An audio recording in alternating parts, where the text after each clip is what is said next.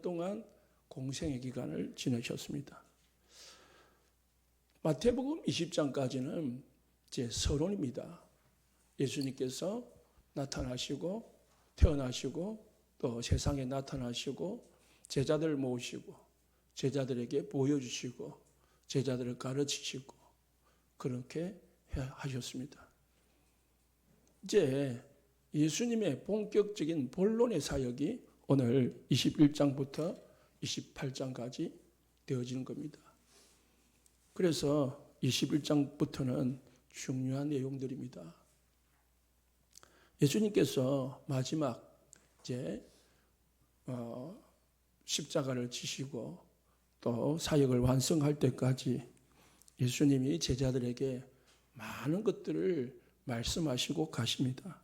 그게 마가복음 11장부터 누가복음 19장부터 요한복음 12장부터 계속 나오는 말씀들입니다. 큰 응답 우리는 바라지요. 큰 응답이 없다는 말은 여러분에게 큰 문제가 없다는 말입니다. 내게 내가 큰 응답을 받았다. 저 사람이 큰 응답을 받았다. 그러면은 나에게 큰 문제가 있었단 말이고 저 사람의 큰 문제가 있었다는 뜻입니다. 그러면은 우리는 큰 응답을 안 받는 게 좋은 겁니다. 왜? 큰 문제를 안 당하는 게 좋은 거예요. 어떤 고구마 전도를 말한 목사님이 평신도 때, 불신자 때 주일날 친구들을 데리고 저 강원도 스키장을 놀러 가다가 정면 충돌 사고를 당했어요. 부인은 예배를 드리고 가자 했는데 남편은 불신자니까 이제 스키를 타고 가고 싶은 거예요. 그래서 부인한테 부인을 이제 유혹을 해가지고 합의를 봤답니다. 큰 교회니까 9시 예배, 일부 예배를 드리고 가자. 그렇게 합의를 봤는데 남편이 운전하는 사람이잖아요. 운전대를 남편이 잡고 있거든. 교회 쪽으로 가다가 강원도 쪽으로 턴을 해가지고 가다가 저기 강원도 고개를 넘다가 정명충돌을 했어요. 그래가지고 이제 온 식구, 부인도 딸도 자신도 죽을 고비 속에서 하나님 앞에 살려만 주시면 예수 믿겠다. 그랬는데 하나님이 살려주셨어요. 그래가지고 전도자가 됐어요. 사업을 3개를 하는데 그분의 유명한 말이 있습니다. 하나님은 내 사업하시고 나는 하나님 일하고 그게 어느 게 수지 맞냐? 하나님이 내 사업해 주는 게 수지가 맞는 거지. 그렇게 가지고 사업도 잘했어요.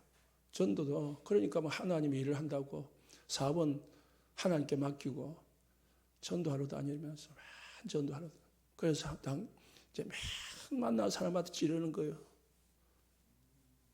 교회 오면 좋다. 우리 교회 한 번만 와봐라. 예수 믿으면 참 좋습니다. 그분의 멘토요. 예수 믿으면 참 좋습니다. 한 번만 예수님을 믿읍니다.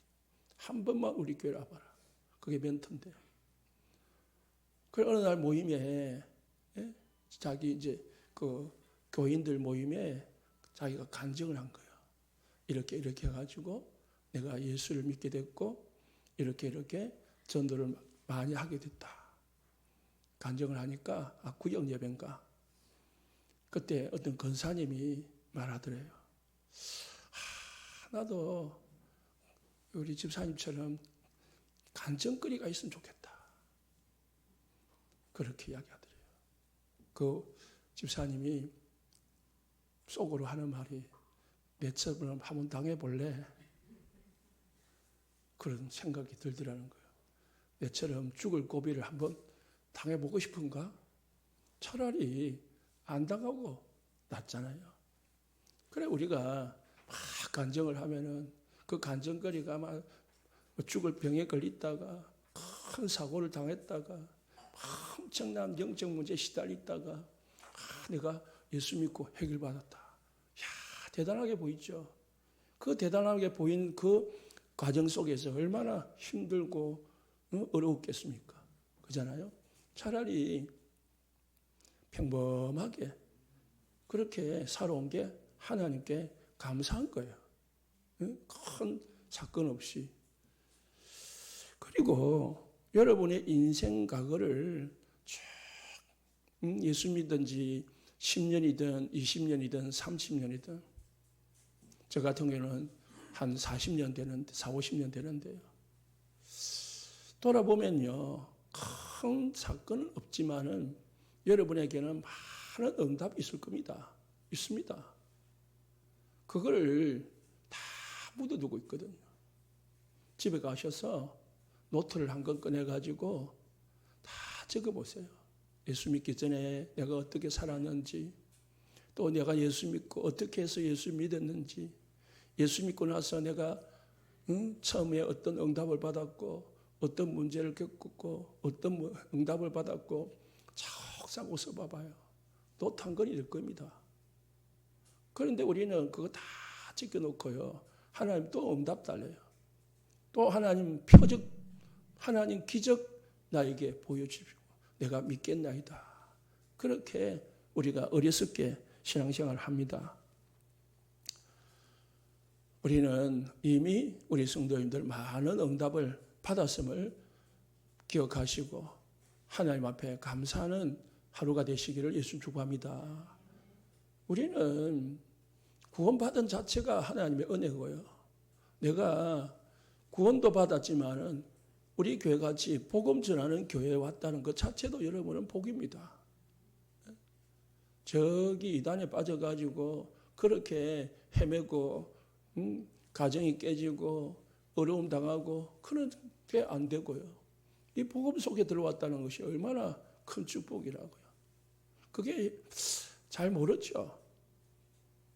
모를 수도 있습니다. 그잖아요. 저 대전에 어떤 목사님이 참 잘 웃깁니다. 그래가지고 설교를 들어보면은 재밌습니다. 저 같은 경우는 고리타분하잖아요. 웃기지도 않지, 막 잘생기지도 않지. 그런데 그분 메시지는 막 재밌습니다. 코미디 저리가라 합니다. 1시간이 금방 갑니다. 그잖아요. 그런데 그 메시지를 계속 들어봐봐요. 좋기는 좋죠. 또 뭐 세상 메시지는 아니까 도움은 되겠죠. 그런데 그런 메시지를 들으면요, TV 틀면은 수없이 있습니다. 코미디 틀면은 더 웃깁니다. 유튜브를 보면요, 웃기는 거 천지입니다. 그것 들으려고 교회를 가나요? 여러분, 진짜 우리가 본론 인생을 살아야 됩니다. 예수님은 서론을 보내신 것은, 3년을 보내신 것은 본론을 위한 사역이었습니다. 오늘 이제 예수님은 본론 사역을 하십니다. 그런데 예수님의 서론 사역들을 보면요, 다 인간이 상식적으로 보면은 참 부족하고 좀 쓸모없고 우리가 붙잡을 수 없는 그런 환경에서 태어났고 살아했습니다. 예수님은 가난한 목수의 아들 태어났습니다. 가난한 요셉의 아들. 예수님은 저기 시골 나사렛이라는 동네에서 태어났고 그리고 자랐습니다. 개천에서 용나냐라는 말도 있듯이 예수님은요, 그 시골 산골에서 태어나고 자랐다니까요. 말 구유에서 태어났습니다. 메시아 같으면은 왕궁에서 태어나야죠. 예수님은 태어날 곳도 없어가지고, 예수님은 잠잘 곳도 없어가지고, 예수님은 묻힐 곳도 없어가지고요. 집 한 채 없이 살다가 무덤 없이 돌아가신 분이 예수님이에요. 예수님은 갈릴리라는 그런 시골 동네에서 제자들을 모으셨습니다. 예수님의 제자들 대부분이 절반이 갈릴리 출신입니다. 갈릴리는 지금 말하면은 바닷가입니다. 그래서 예수님의 제자의 3분의 1은요 어부입니다. 2분의 1이 어부일 수도 있습니다. 특별한 직업이 안 나타난 제자들도 있으니까요. 베드로, 요한, 안드레, 야고보, 가장 예수님이 신뢰하던 수제자 4사람이 바로 어부입니다. 왜? 예수님이 갈릴리에서 이들을 부르셨거든요. 그리고 오늘 예수님이 예루살렘을 입성을 하는데 왕이 왕궁으로 입성할 때는요 말을 타고 들어갑니다. 전쟁에서 승리한 개선 장군이 전쟁터에서 돌아올 때는요 말을 타고 한영을 받으면서 돌아옵니다. 예수님은 세상을 구원하러 오신 왕인데 오늘 나귀 새끼를 타고 들어옵니다. 그러니까 사람들이 상식에 이해가 되겠냐고요. 메시아로 받아들이지겠냐고요. 네? 말구유에서 태어났죠. 나사렛에서 자랐죠. 따르는 무리 제자라고는 그 갈릴리 어부 출신이고 또 한 명은 세리 마태. 지금 우리 마태복음 보잖아요. 이 마태를 쓴 사람이 세리입니다. 예수님의 제자. 세리는 세상 사람의 불신자들에게 볼 때는 가장 못된 놈이에요. 인정받지 못한 그런 사람입니다. 지금 말하면 매국노. 그런데 예수님은 개선 장군처럼도 왕처럼도 오지 않고 나귀 타고 왔다고요. 그리고 백성들이 들어올 때에 예수님께 길에다가 자기 옷을 깔고 그리고 종려나무를 꺾어서 길에 깔았습니다. 이거는 환영의 뜻이고 또 기쁨의 뜻이고 그런데 보통 왕이나 귀한 분이 우리가 영화를 보도 TV를 봐도 다 빨간 융단을 깔아가지고 다 오잖아요. 그런데 종려나무는요 이스라엘에서 가장 흔한 나무입니다. 그리고 빨간 카페트가 아니고요 옷을 깔았어요. 물론 그게 백성들의 마음이고 참 헌신인데 이게 예수님을 볼 때에 예수님이 들어오는 걸 볼 때에 화려하지가 않아요. 그러니까 누구도 예수님이 메시아다 그리스도라고 인정할 수가 없는 거예요. 받아들일 수가 없는 거예요. 환영을 하지만은 백성들이 무리를 때문에 그 분위기 때문에 그렇게 하지만은 옆에서 보는 이 바리새인들이나 서기관들이나 제사장들은 그게 인정이 안 되는 겁니다. 그런데 가만히 살펴보니까 예수님이 오시는 모든 모습이 성경에 예언되어 있는 거란 말이다. 예수님이 예루살렘으로 들어오는 것도 스가랴서 14장 4절에 예언되어 있고요. 예수님이 나귀를 타고 오는 것도 스가랴서 9장 9절 오늘 5절 말씀에 예언되어 있는 겁니다. 그리고 예수님이 오실 때에 사람들이 옷과 나무를 밑에 바닥에 까는 것도 왕하 9장 13절에 예언되어 있는 겁니다. 이 바리새인들 성경을 알거든요. 보니까 이 천한 청년이 이 천한 사람이 오기는 오는데 말씀대로 오는 거예요. 이 사람이 행하는 모든 일이 자기들이 아는 그 말씀의 성취가 되고 있는 겁니다. 그러니까 화가 나는 거예요. 신기질이 나는 거예요. 기쁨으로 받아들일 수 있는데 상식으로는 이해가 안 돼요. 겉으로 볼 때는 전혀 아닌데 실제로 보니까 말씀이 성취되고 있는 겁니다. 이게 이제 딜레마라. 우리가 신앙생활 하다 보면요, 이런 게 많습니다. 말씀은 맞는데 내 삶은 뭐가 안 맞는 거야. 성경은 예수가 모든 문제 해결자를 하는데 우리 삶에는 문제가 많거든요. 그 속에서 고민도 갈등도 일어나는 겁니다. 그리고 불신앙도 생기는 겁니다. 영적인 눈이 열려지시기를 예수님 축복합니다. 눈이 열려져야 돼요. 내가 구원을 받고 하나님의 자녀가 됐는데 나에게 여전히 문제가 있는 것은 내가 예수님을 진짜 참으로 주인으로 믿지 않고 모시지 않고 내가 내 마음대로 살아왔기 때문이구나. 예수를 믿지만은 과거의 생각, 불신자의 생각, 불신자의 삶을 그대로 답습하고 그대로 각인 뿌리 체질, 사단이 심어놓은 망대를 그대로 가지고 살아가니까 내게 하나님 주시는 은혜가 느껴지지가 않는 거예요. 내게 삶의 응답이 오지 않는 겁니다. 하나님이 우리에게 응답을 안 주는 게 아니고 내가 응답을 받을 그릇이 못 되는 거죠. 그래서 하나님은 우리의 시간표를 기다립니다. 다 시간표가 있는 겁니다. 그리고 하나님은 우리에게 문제를 주시는 것은 하나님 앞에 진짜 나를 갱신하고 하나님의 뜻과 계획을 찾아서 응답받고 정인으로 서란 말입니다. 우리가 안다, 깨닫는다는 것은요, 시작입니다. 여러분이 설교를 듣고 알았다, 성경을 읽고 깨달았다, 그거는 시작이라요. 완성은 어디에 되느냐?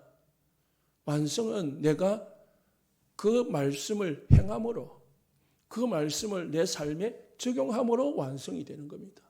그래서 야고보서는 행함이 없는 믿음은 죽은 것이다.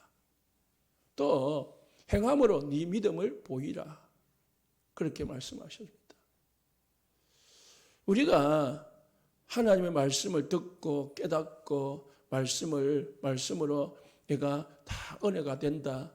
그러면은 여러분 그 말씀대로 행하시기를 예수님 축복합니다. 적용해 보시라고요. 정말 예수 그리스도를 나의 주인으로 내 인생의 모든 것을 맡기고 염려가 생긴다. 그래도 염려 생긴다. 기도하고. 그래 하셔야지. 염려는 염려대로 하면서 맡기지는 않으면서 문제는 해결되기를 바라고. 그게 얼마나 어리석은 것입니까? 예수님께서 이 땅에 들어오셨는데, 예루살렘에 들어오셨는데 왜 들어오셨느냐? 예수님은 분명한 목적과 이유를 가지고 들어오시는 겁니다. 예수님은 어떤 성공자의 모습으로 들어온 게 아니고요. 어떤 사람들에게 섬김을 받고자 들어온 게 아니라 뭐 하려고요? 섬기라는 거죠. 자기 목숨을 대속물로 주려 함이라. 예수님은 이 땅에 예루살렘에 뭐하러 들어오시느냐? 지금 십자가를 지러 들어오는 겁니다. 예수님은 분명한 그걸 이유를 알고 지금 오시고 계십니다. 지난 20장에 말씀을 안 드렸지만 20장 18절 19절에 보면 예수님이 하신 말씀이 있습니다. 예수님이 나는 고난을 당하고 3일 만에 살아나리라. 그렇게 말씀하셨습니다. 예수님은 제자들에게 수없이 말씀을 하셨습니다. 베드로가 주는 그리스도이시요 살아계신 하나님 아들이십니다. 그때의 베드로가 예수님께서 세 가지 축복을 하시고 내가 많은 사람들에게 고난받고 죽을 것이다. 그때 베드로가 주여 그래 하지 마옵소서 하고 말렸죠. 예수님은 처음부터 끝까지 자신이 왜 이 땅에 오셨는지를 알고 있었고 그것을 행하기 위해서 끊임없이 준비하시면서 오늘 이제 완성하러 들어오시는 것입니다. 사람들이 볼 때는 바보같이 보입니다. 메시아도 아니고 그리스도도 아니면서 메시아처럼 막 흉내를 내고 그러면서 사람들을 속이고 그렇게 보입니다. 사람들을 속이는 것처럼 자기 자신을 가신하는 것처럼 그렇게 바리새인들이 서기관들이 볼 때 그렇게 보여집니다. 그러나 예수님은 진짜는요. 예수님은 왕으로 오신 게 아니고 세상의 왕으로 오신 게 아니고 만왕의 왕으로 오신 것입니다. 예수님이 이 땅에 사람에게 섬김을 받으려 하는 게 아니라 예수님은 이 땅에서 십자가를 지고 모든 인생을 섬기려고 죽으시려고 이 땅에 오신 것입니다. 그래서 예수님은 참 그리스도이십니다. 그래서 우리는 예수님을 믿어야 되는 것입니다. 예수님 아니고는요 절대 인간의 죄가 해결되지 않고 인간이 하나님을 만날 수 없고 사단을 이길 수가 없습니다. 그래서 예수님이 이 땅에 오신 것입니다. 예수님의 십자가는 우리의 어떤 자랑거리가 아닙니다. 예수님은 십자가는 귀걸이 걸고 목걸이하고 교회 종탑에 달고 그런 모양이 아닙니다. 십자가는 죽음을 말합니다.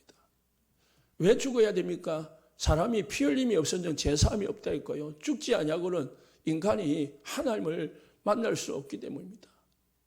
죄를 사함받지 아니하면 하나님을 만날 수 없기 때문에 여러분을 대신해서 나를 대신해서 예수님이 죽으시고 지금 예루살렘으로 입성하는 것입니다. 한영 바로 들어오는 게 아닙니다. 막 잔치하려고 예수님이 들어오는 게 아닙니다. 그래서 예수님의 우리가 심정을 보내면 얼마나 찹찹하겠습니까? 사람들은 막 메시아라고 함령을 하고 있고 사람들은 막 예수님을 지금 대단하게 보이지만 예수님 자신은 말할 수 없는 그런 답답함과 아픔을 가지고 들어오는 거 있는 겁니다. 껍데기만 보면은 화려하게 보이지요. 사람들이 막 환영하니까 그걸 보고 바리새인들과 서기관 제사장들은 시기를 한 겁니다. 겉으로 보면은 아무것도 아닌 게 사람들에게 막 칭찬을 받으니까. 그런데 실제 예수님의 심정은 어떻겠습니까? 예수님도 육신을 가지고 오신 분입니다. 그래서 예수님이 마지막 기도하실 때 이 잔을 할 수만 있으면 나에게서 지나가게 하옵소서. 그런 심정을 가진 분이 예수님입니다. 예수님이 나중에 보면요 예루살렘을 바라보면서 눈물을 흘리기 시작했습니다. 예수님도 우리하고 똑같이 눈물도 흘리고 피곤하게 하시고 배고픔을 느끼시도 하시는 분입니다. 그분이 지금 들어오고 계신 겁니다. 왜요? 뭐하러 오십니까? 환영을 받으러 오신 게 아니고 예루살렘을 정복하러 오시는 게 아니고 우리 때문에 저와 여러분 때문에 지금 고난의 속으로 들어가고 있는 겁니다. 돼지가 소가 짐승이 도살장으로 끌려가는 그 심정으로 예수님은 지금 들어가고 있는 겁니다. 그 심정을 우리는 이해해야 됩니다. 아, 예수님이 나 때문에 그렇게 원하지 않는 길을 가셨구나. 내 때문에 나를 살리기 위해서 예수님이 원하지 않는 그 고통의 길을 가셨구나. 그걸 우리가 진짜 알아야 구원의 기쁨이 뭔지, 내가 받은 축복과 응답이 뭔지를 발견하게 됩니다. 내가 죽었다가 살아나야 그게 응답입니까? 내가 1억의 빚을 졌다가 그게 어느 날 빚이 갚여져야 그게 큰 응답입니까? 예수님이 우리에게 구원을 주시려고 이 시간 예루살렘으로 들어오고 계신 겁니다. 그게 우리에게는 이미 응답받은 거잖아요. 우리가 이미 구원받았고 우리가 이미 예수님이 그리스도이심을 믿고 하나님의 자녀가 됐다는 이 축복 속에 내가 들어왔다는 것이 얼마나 큰 응답이고 큰 축복입니까? 여기에 이것으로 감사하고 이것으로 기뻐하시고 이것으로 행복해 하시기를 예수님 축원합니다. 누가 나를 알아줘야만 기쁩니까? 누가 나에게 뭔가를 주야만 내가 감사합니까?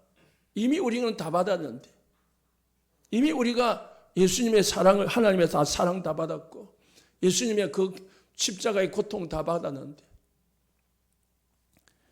예수님의 고난이 없었다면 우리는 어떻게 되겠습니까? 고린도전서 15장 예수님 말씀하신 바울이 말합니다. 예수님의 십자가와 부활이 없다면 우리는 여전히 죄 가운데 있을 것이고 우리는 불신자들보다 더욱 불쌍한 자이래라. 예수님의 십자가의 고통이 없었다면 우리는 이 시간 앉아 있을 필요가 없는 거고요. 우리가 앉아서 예배를 드린다는 것은 너무나 바보스러운 겁니다. 예수님의 십자가 부활이 없다면 우리는 바보 중에 바보입니다. 뭐하러 여기 앉아 있었겠습니까? 뭐하러 모여가지고 헌금을 하고 헌신을 하고 합니까? 그런데 우리가 예수님의 이 고통과 이 십자가 있기 때문에요. 여러분이 하는 작은 헌신들이요. 가장 큰 축복의 길이 되는 겁니다. 오늘 낙이 새끼가요. 하나님 앞에 쓰임을 받았습니다.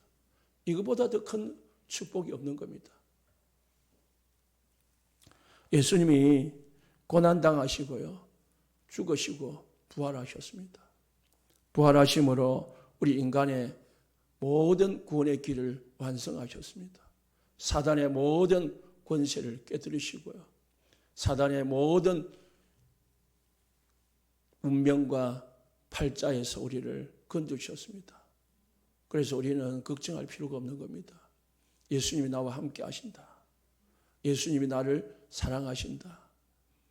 그 은혜를, 그 믿음을 가지시기를 예수님 축원합니다. 예수님이 죽으셨지만은 죽음과 예수님의 살아심, 부활을 통해서 인간의 근본 문제, 죄의 문제와 하나님을 떠난 문제와 사단의 고통의 문제를 해결하신 것입니다. 그러면 남은 것은 나의 문제입니다. 여러분의 문제입니다. 예수님은 다 길을 열어놨다니까요. 예수님이 하실 일은 다 하셨습니다. 이제 누가 해야 됩니까? 저와 여러분이 해야 되는 겁니다. 정말 믿으시고 정말 예수님을 나의 삶의 주인으로 모시고 적용하시고 받아들이는 것이 이제 내가 해야 될 일입니다. 그걸 전혀 안 하고 있다면, 전혀 믿지 않고 뭔가를 바란다면요, 그것은 어리석은 겁니다. 예수님이 그리스도로 오셨고 메시아로 오셨는데요, 무리들은 예수님을 받아들이지 않았습니다. 그 귀한, 그 대단한 바리새인들과 서기관들과 제사장들, 그 지도자들은 예수님을 받아들이지 않았습니다. 예수님을 받아들이지 않으니까요, 믿지 않으니까요, 자기들하고는 전혀 상관이 없는, 예수님이 죽든지 살아나든지 자기들하고는 전혀 상관이 없는 사건이 되는 겁니다. 예수님의 죽음이 우리의 죽음이 되고 예수님의 부활이 나의 부활이 되시기를 예수님 축복합니다. 그때에 우리 가정에 내 개인의 모든 문제는 다 끝이 납니다. 예수님의 부활이 나의 부활입니다. 주는 그리스도시요 살아계신 하나님의 아들이시다. 지금 살아계신 하나님의 아들 그리스도시다. 이 믿음 가지시기 바랍니다. 2000년에 죽음을 끝난 게 아니라니까. 지금 나와 함께 하신다. 지금 나와 동행하시고 지금 나를 인도하시고 지금 나에게 응답하시고 계신다는 사실을 믿으셔야 됩니다. 그 믿음이 일어날 때에 우리에겐 진짜 이제 평안과 기쁨이 생기는 것입니다. 그래서 하나님은요, 우리가 눈을 떼야 되는데 큰 것에서 우리에게 응답을 주고, 하나님이 하시는 것은 큰 것을 통해서 하시는 게 아닙니다. 세상은 큰 것을 통해서 합니다. 많은 무리, 많은 경제, 많은 힘 있는 것. 그러나 하나님은 그렇지 않습니다. 하나님의 역사는 성경에 보잘것없는 걸 통해서 모든 일을 하셨습니다. 왜? 그래야 하나님의 영광이 나타나니까.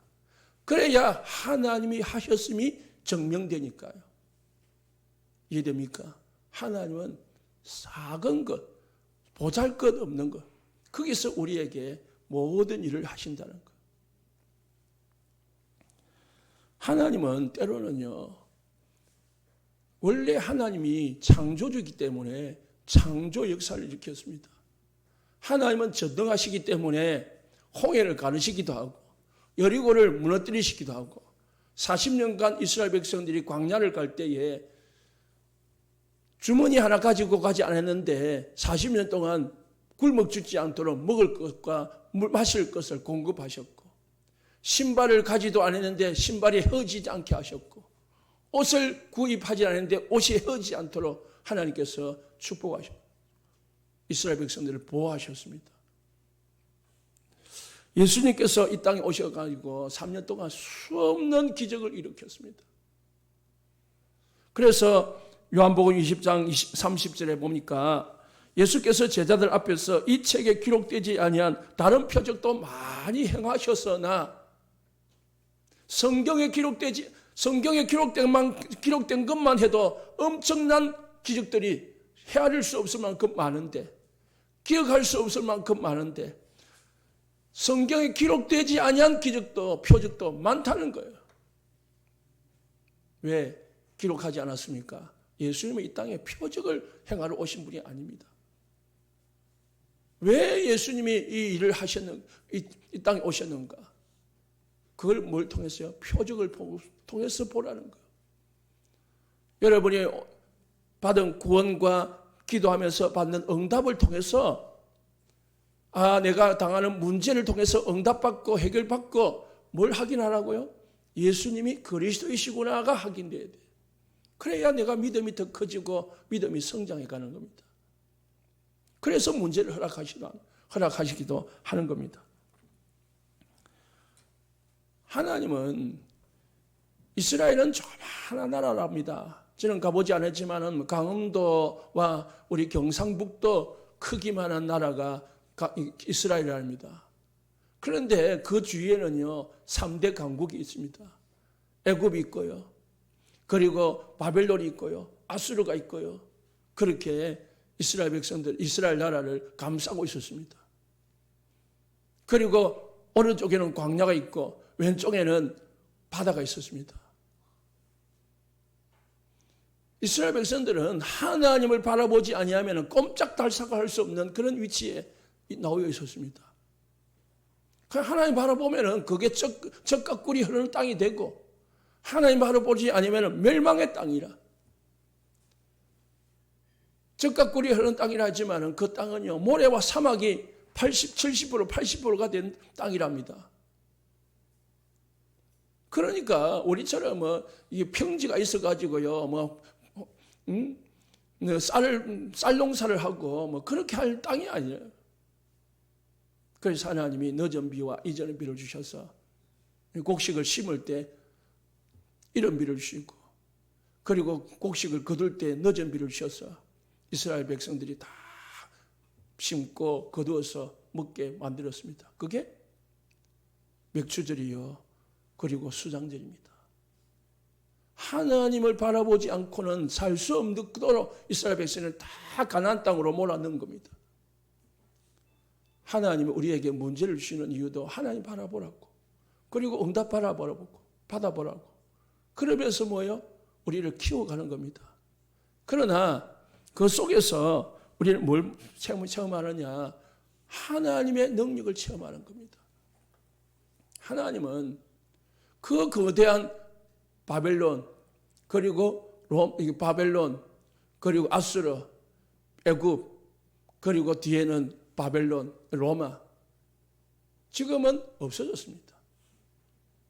이스라엘은 남아있는데 그 외의 나라들은 그 강대한 나라들은 강대국은 다 지금은 없어졌습니다. 왜요? 하나님은 이스라엘 중심으로 모든 걸 움직인다니까요. 복음 가진 하나님의 여러분 자녀들 중심으로 우리의 하나님의 자녀 중심으로 하나님 모든 것을 움직입니다. 꼭 기억하시기 바랍니다. 하나님은 큰 일도 하시지만은 그러나 작은 데서 모든 일을 하십니다. 막내 요셉을 하나님이 부르셔서 애굽을 복음하였습니다. 청년 모세 때는 하나님이 쓰시지 않다가 힘없다고 나는 말할 줄 모른다고 나는 움직이기도 힘들다고 하는 모세 80세 된 노인 모세를 사용하셨습니다. 형들은 전쟁 잘하는 형들이 많이 있음에도 불구하고 그 형들을 사용하지 아니하고 저기 산에서 들에서 양치던 목동 다윗을 하나님 부르셔서 사용하셨습니다. 소치고 양치고 하는 저 엘리사를 하나님 부르셔서 선지 학교를 세우고 이스라엘을 구원하도록 만들었습니다. 하나님 아까도 말했지만은 베드로, 요한, 야고보, 안드레 그리고 마태 이런 세상의 사람들이 볼 때는 아무 힘이 없고 능력 없고 배운 것 없는 어부들을 예수님은 사용하셨습니다. 그리고 오늘 예수님은 말을 사용한 게 아니고 낙의 새끼를 사용하셨습니다. 왜입니까? 그래야 하나님의 영광이 나타나는 거거든요. 그리고 그래야 하나님이 하셨음이 나타나는 거거든요. 예수님은 세상에 화려함을 나타내기 이 땅에 오신 게 아닙니다. 그러면은 사람들은 그것 보고 그게 좋은 줄 알아요. 그게 좋은 줄 알아요. 그렇잖아요. 우리 목사님이 한 번씩 그런 말을 하십니다. 내가 서울대를 나오고 하버드 대학을 나와가지고 이렇게 하면은 사람들이 야 하버드대 서울대 진짜 대단하네 그렇게 여길 거라. 그런데 나는 고신대하고 그밖에 못 나왔다. 유학은 한 번도 가본 적이 없고 그래서 예수님이 그리스도다라는 말을 한 적이 있어요. 하나님은 우리 성도님들을 통해서 우리 교회를 통해서 이김해와 장리와 진례와 경남과 부산 237 복음할 줄로 믿습니다. 여러분이 힘없다 어렵다 가진 거 없다 할지라도 하나님은 여러분을 통해서 하나님은 하실 것입니다. 그래서 세 번째 하나님께 잡혀서 쓰임 받는다는 것은 어마어마한 축복입니다. 내가 하나님의 손에 잡혀서 쓰임을 받을 수 있다. 그만큼 큰 축복이 없다니까요. 오늘 예수님께서 제자들에게 지시를 했습니다. 저기 동네에 가면은 낙이 새끼가 묶여 있을 건데 그거 풀어온나. 그러면 주인이 막으면 어떻게 합니까? 주가 쓰시겠다 하라. 그렇게 말하면 줄 거다.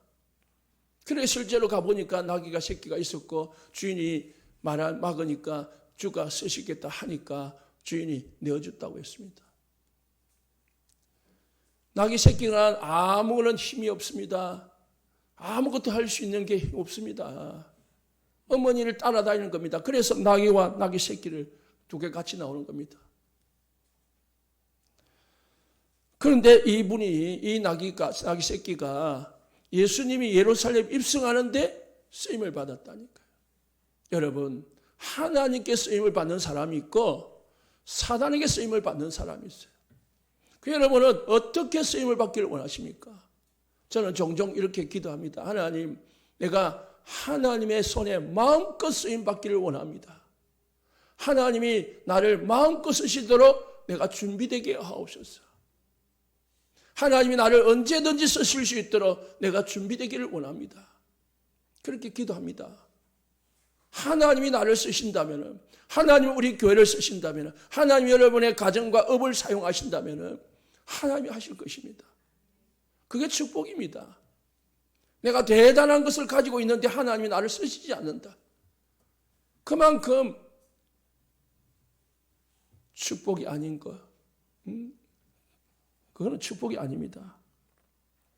보잘것 세상 사람이 볼 때는 보잘것 없는 나귀 새끼가 예수님께 쓰임 받았다는 것. 그리고 주인에게 말할 때 주가 쓰시겠다 하니까 그대로 줄 수 있는 순종. 그게 최고의 복입니다.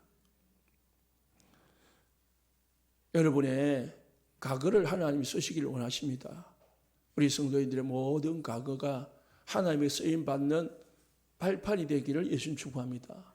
그러면 내가 과거가 재발견돼야 돼요. 하나님 앞에 쓰임 받으려면은 복음으로 재발견, 재해석돼야 내가 하나님 앞에 쓰임 받을 수 있다니까요. 그러지 않으면 부끄러워. 내가 상처가 부끄럽다니까요. 내 상처가 사람들에게 드러내주고 싶지 않다고요. 왜? 허물로 보이고 사람들의 비판거리가 되고 조롱거리가 될 수도 있으니까.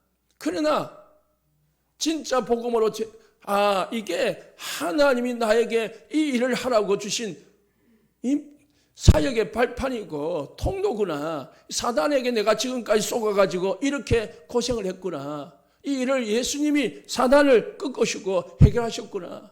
복음으로 재발견되어지면은요, 전혀 뭐갑니까? 허물거리가 아니에요. 그걸 보고 허물하는 그 사람이 잘못 보고 잘못 말하는 거죠. 그건 육신적으로 보기 때문에 그렇게 보는 거죠.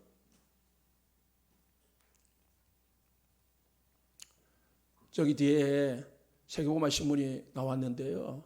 간정한 목사님이 나와요. 무속인인데 무속인으로 살다가 목사가 예수를 믿고 목사님이 됐어요. 그래가지고 무속인 복음화에 쓰임받는 목사님이 됐어요. 사진도 나와 있더라고. 보십시오.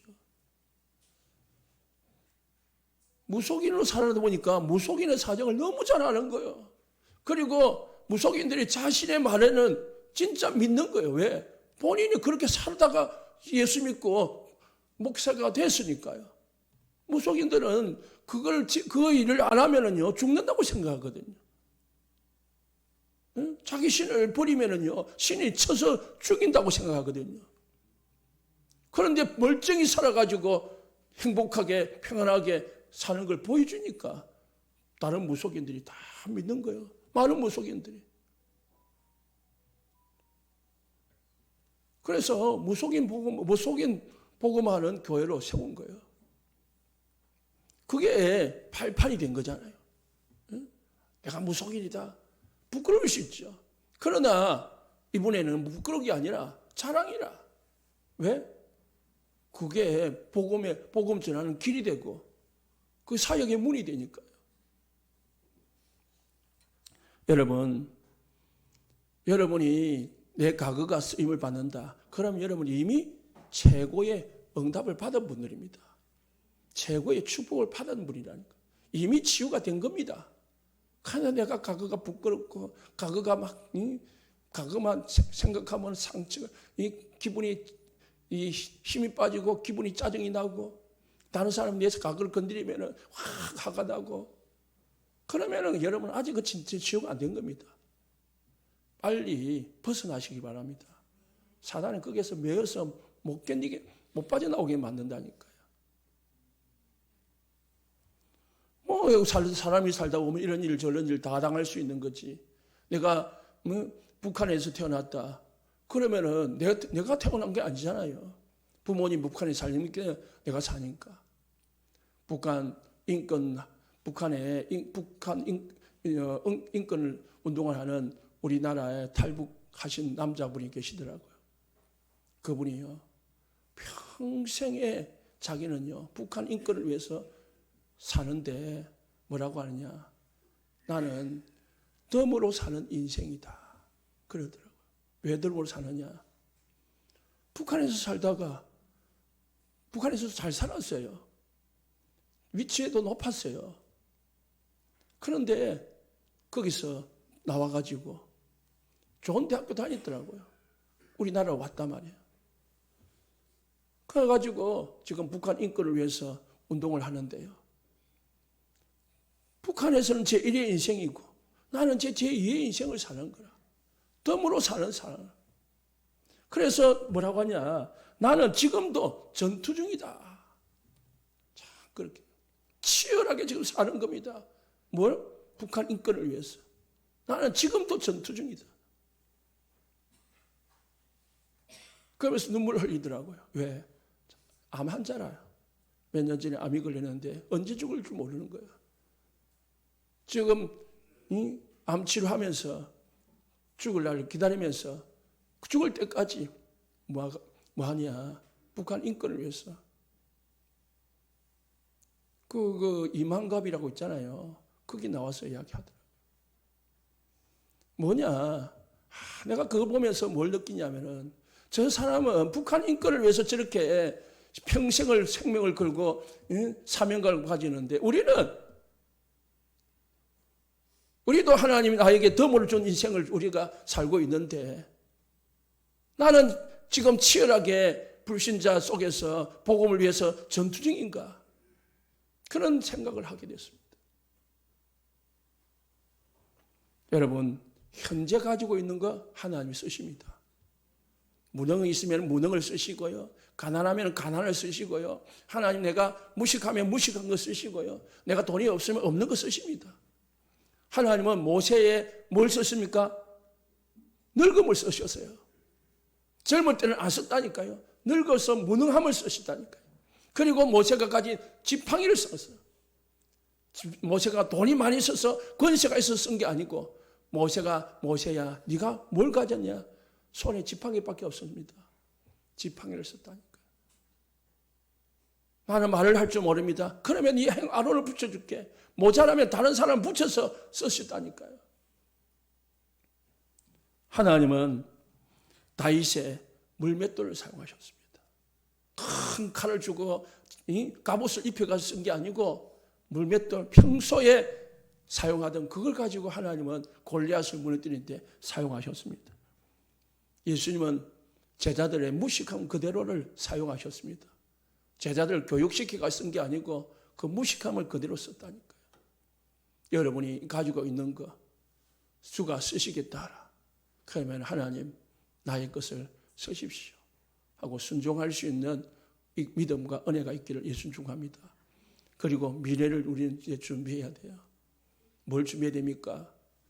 다민족을 살리고 병든 자를 살리고 렘넌트를 살리고 이 지역을 살리기 위한 플랫폼을 세워야 돼요. 시스템을 만들어야 됩니다. 그리고 파수망대를 세워야 돼요. 모든 사람들에게 이 복음을 전할 수 있는 딱 복음, 사단이 만든 이 복음의 망대 바꾸는 이 사단이 세운 사단의 망대가 아닌 복음의 망대로 바꿔서 딱 플랫폼을 만들고 그래서 이 복음을 전할 수 있는 시스템을 세워야 됩니다. 파수망대를 세워야 돼요. 그래가지고 어떻게 합니까? 증거해야 됩니다. 안테나로 모든 사람들을 살려내야 됩니다. 소통해야 됩니다.